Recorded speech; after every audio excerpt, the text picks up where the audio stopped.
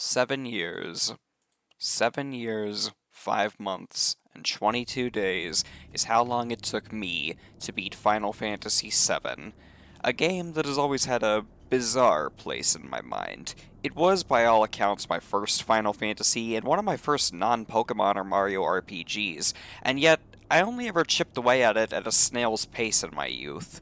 Maybe I was just too busy with other games, maybe I just sucked at it, maybe I was apathetic to progressing in it, despite it being a favorite of mine in 2016. Could be all those things, but none of that matters now, since as I said earlier, I finally beat it.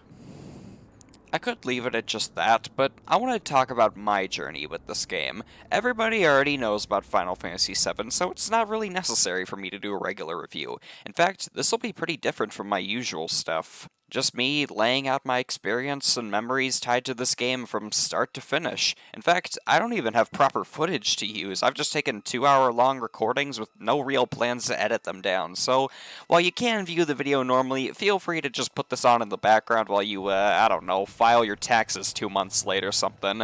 I'm Unbroken Glass, and this is my journey with Final Fantasy VII, and why I should have beaten it a long time ago.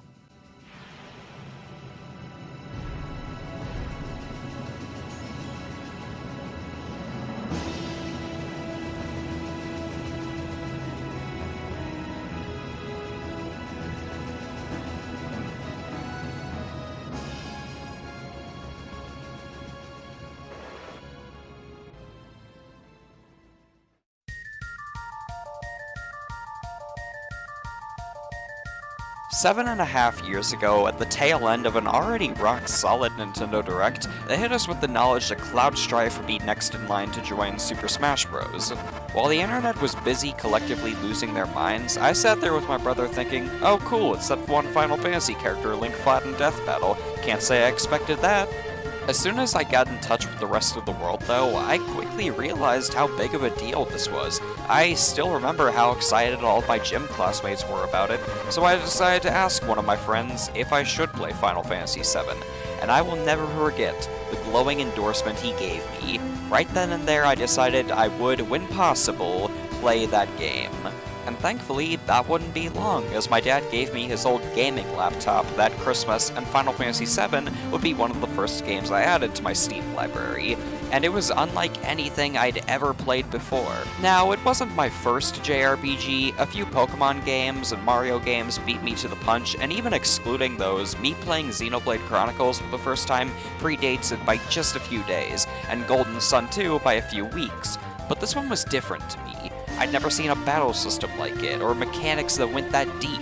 It may all seem pretty surface level to me now, but 2015 and 16 was a different time in terms of my experience with RPGs.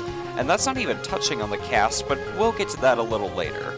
Overall, 7 made an impression on 13-year-old me right away, without a doubt. And yet, despite all that, it took me over 2 years just to beat Disc 1. Final Fantasy VII is an easy game, there's not any doubt about that now, but it wasn't always like that for me. There was a time when I understood nothing about the materia system other than this lets you cast this spell, and so on and so forth. I didn't bother reading the tutorials at all, which caused me to have the absolute worst time on my first go around the block, in spite of how much I enjoyed it all. If there's one thing I can remember from that first playthrough, it's that I found it to be brutally difficult at times, and that's because I was just playing sloppily. Fast forward to today, where by simply reading what the guy at the start had to say, I now have a much better understanding of how the mechanics all tie together, and could breeze through the northern cave on my first try. I mean it when I say some bosses gave me shit though. That Fire Cavern boss took me months, and Demon Wall? Oh, Demon Wall. That fucker took me almost a year and a half to finally beat. Granted, that was because I'd take month-long breaks between grinding forever, but the grinding to beat the ladder boss seemed like it would never be enough. In fact, I was so fatigued after finally beating Disc 1 that I put the game down after and promptly forgot to finish it. It's difficult to say if I'd eventually have beaten it had I continued. Maybe through sheer brute strength I'd make it to the credits, but God only knows how long that would take. And that's the perfect way to describe my first Final Fantasy VII playthrough. God only knows how long it would take to finish. I simply wasn't used to what I'd gotten myself into, and paid the price for it. A true far cry from my most recent playthrough. So how about everything in between then? Obviously, a lot of time has passed since then. Not just one, but now 2 numbered and a few non-numbered Final Fantasies dropped. Not only did Remake finally get released, but we would learn it would be a 3-parter that wouldn't follow the same events as the first. Crisis Core got a remaster, some mobile games happened, Tifa got fired from her position on the Italian State Senate, Sephiroth joined Smash Ultimate, and I finally beat Final Fantasy 15, 8, and 6. Of course, I'd make other attempts to play FF7 once more, but things didn't go as smoothly as I'd hoped. I lost my original save file from 2015 to 18 and started fresh on a new computer with a new hard drive in mid-2020. After leaving Midgar, though, I put it down, telling myself I'd just take a short break. What's funny is that when Sephiroth was announced, he became my favorite DLC edition almost instantly, and I told myself that if Cloud joining Smash 4 got me to play Final Fantasy VII, Sephiroth joining Ultimate would get me to finish Final Fantasy VII. That never came to be. At least, not for the time. Half a year later, in the summer of 2021, I'd give the game a 3rd try on Switch, and very similarly put it down after the Cloud flashback sequence. Late last year, I managed to dig up my old save file, and quickly realized that a nearly 5-year gap in playtime was simply not gonna work. And between all of that time, I had many major story elements spoiled for me. Obviously, I'd never escape Aerith's death, but the connections between Cloud and Zack were certainly a big loss.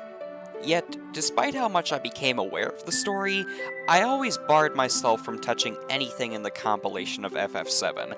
I really wanted to play Remake and Crisis Core, or watch Advent Children in Last Order, but I never did. The most I did was play the opening of Remake and Crisis Core and left it at that.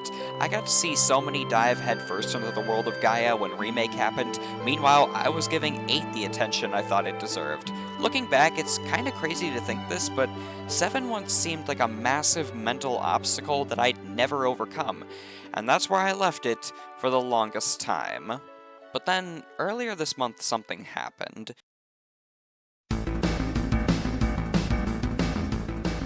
Shortly after a new trailer for Rebirth was shown, I got a sudden surge of motivation to give it a true, heartfelt shot. Part of it was simply knowing I'd need to get it done before Rebirth, but another part of it was seeing a friend plow through the game just recently, further motivating me to take action. I know said friend is watching this, so consider this a light shout-out. You know who you are. I got to work modding the PC version because I wasn't about to settle for 15 FPS menus, no button prompts, and only half HD version of the game, but when that failed to give me desirable results, I had a better idea. I booted up the original PS1 version to get the full, no compromises, original experience. The only thing I'd be missing out on is a revised script, but the Ted Woolsey version of Chrono Trigger was still my first version of that game, and that's still one of my favorite games of all time. As much as I'd want to go with an authentic 3-disc experience on a real PS1 like I had with Final Fantasy VIII, that wasn't going to happen with the way prices were headed. So, I settled for the PS1 Classics version that just narrowly avoided being erased from existence with the planned closure of the PS3 and Vita stores.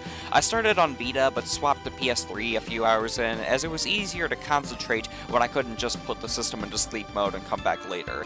And that's where all the footage on screen is coming from, the PS1 version being emulated using Sony's PlayStation Classics emulator, and getting said footage was more of a pain in the ass than it should have been. For those who don't know, the PS3's HDMI output is encoded with a copy protection, meaning a capture card can't normally pick it up.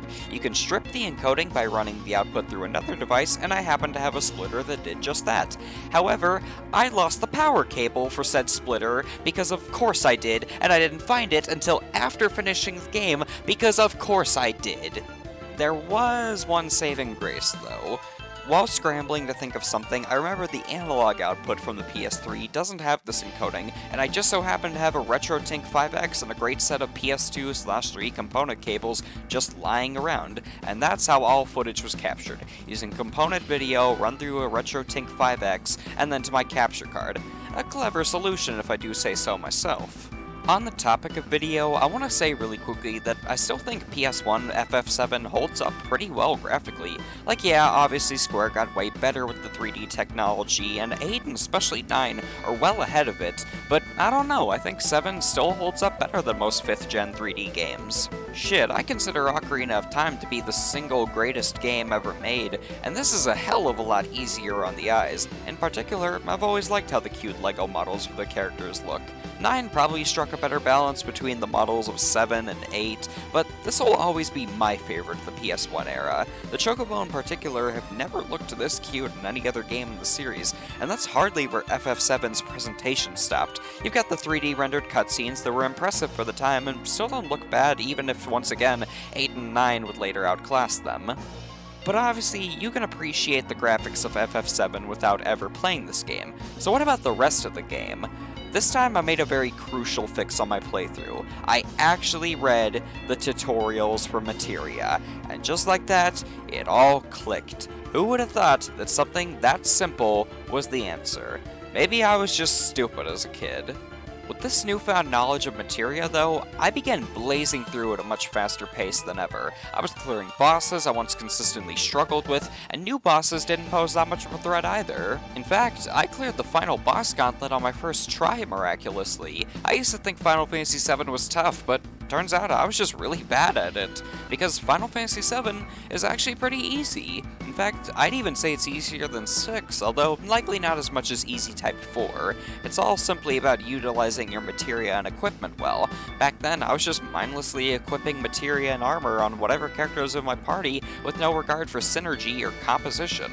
To be fair, it's not like I'd ever been given a system quite like Materia at this point. In Pokemon, you're only managing your own team and their moves, which is as straightforward as it gets. The Materia system is far more rewarding, however. I loved leveling them up and seeing what new abilities I'd get next. You get new magic and commands that used to be only accessible by one class, but now anyone can steal or use blue magic. It's kinda crazy how much freedom you have at your fingertips, and that would end up feeling a little overwhelming to me, especially in my playthrough on the Switch. Having finally learned what the system actually does, though, I'm surprised it took me this long. I mastered Final Fantasy VIII's mechanics 3 years ago, and that game is way more stupid and cryptic with its unique mechanics. Whatever the case, though, I actually feel far more confident now than ever in tackling RPGs with unique mechanics. So yeah, the Materia system is pretty cool, even cooler than the Magicite system of 6. However, I still have one pretty big complaint about 7 that is always transferred between all of my playthroughs: how slow the game feels. Now, to be fair, I did shoot myself in the foot here by picking the PS1 version, since in later re-releases you can speed up the game, but on vanilla, it takes so long to do so many things. The pacing and progression is actually pretty good though. My playtime was 5 hours under my playtime for 6, but battles, movement, attacks, and especially summons all feel like they've been dropped into a jar of molasses. Pair that with how repetitive and slow some of the dungeons and areas can feel, and 7 felt like a drag to play at times for this playthrough.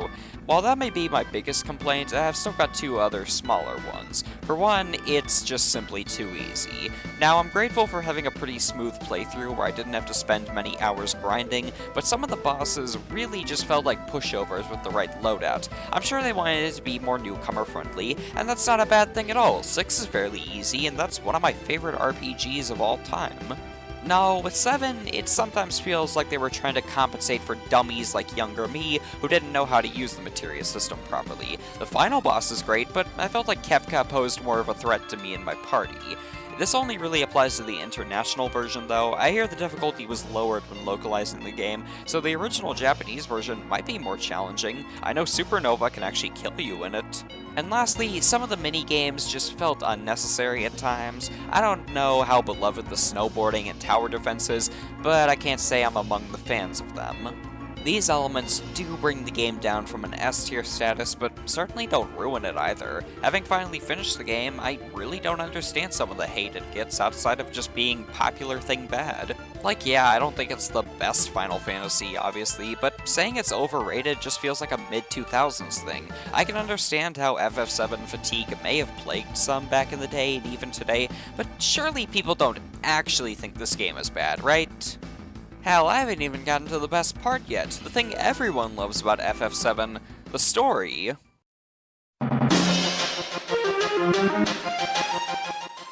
Final Fantasy VII's story and characters are timeless. Even people who have never touched a Final Fantasy game know who Cloud Strife is, and Aerith's death is probably the most well-known character death in any RPG.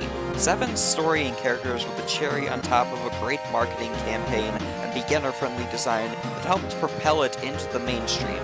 If I haven't made it clear yet, 6 is absolutely my favorite Final Fantasy, and it too has a great set of story and characters. But when looking at these two plots, I really can't choose which one I like more. Although, it wasn't really that way until this month. Disc 1 certainly has a great story, but it's been too long for me to remember the impact it had on me when I was 13. Well, there is one thing I can remember about it, and that's Aerith.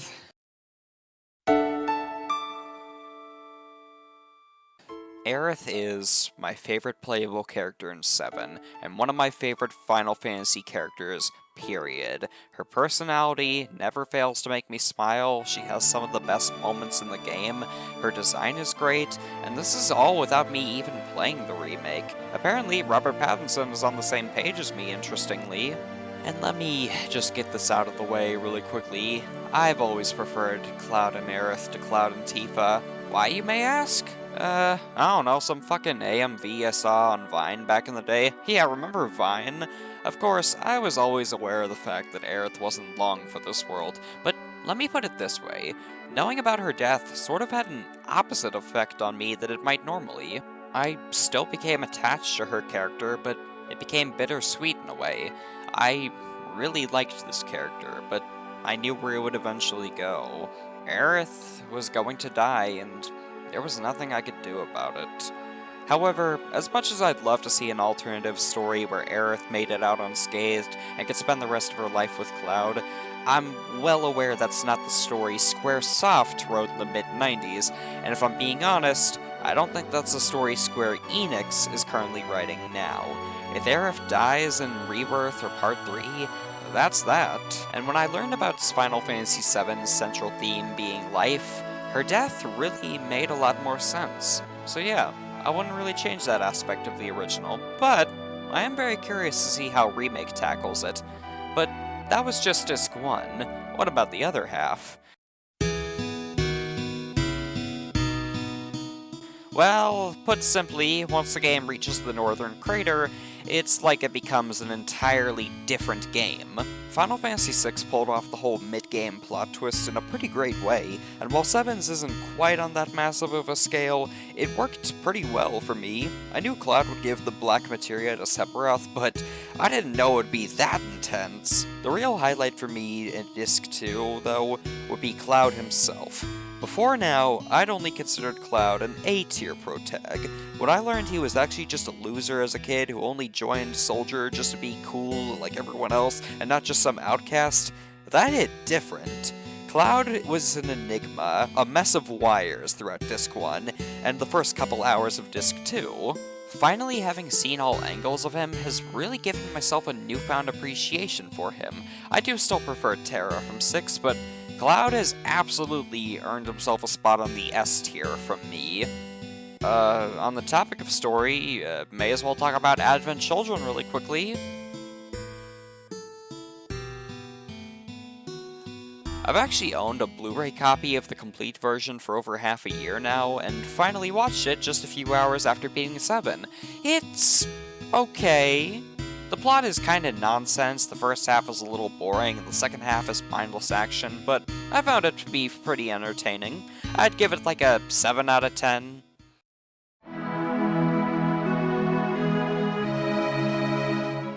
There is a lot more I could talk about, like how much I love the music, but I think I've gotten my point across. Final Fantasy VII is an iconic game, one that got me into the Final Fantasy series, but one that I never took the time to fully complete until now for one reason or another. And having finally done it, I'm really kicking myself for not doing it sooner. After all, now that it's over, the compilation of FF7 is finally open to me. I already mentioned Advent Children, but there's so much more I could check out now. Before Crisis, Crisis Core, Last Order, Dirge of Cerberus, The First Soldier, wait, that got shut down. Ever Crisis, Remake, Rebirth, Redemption, Renewal, Reunite, Revengeance, Part 3.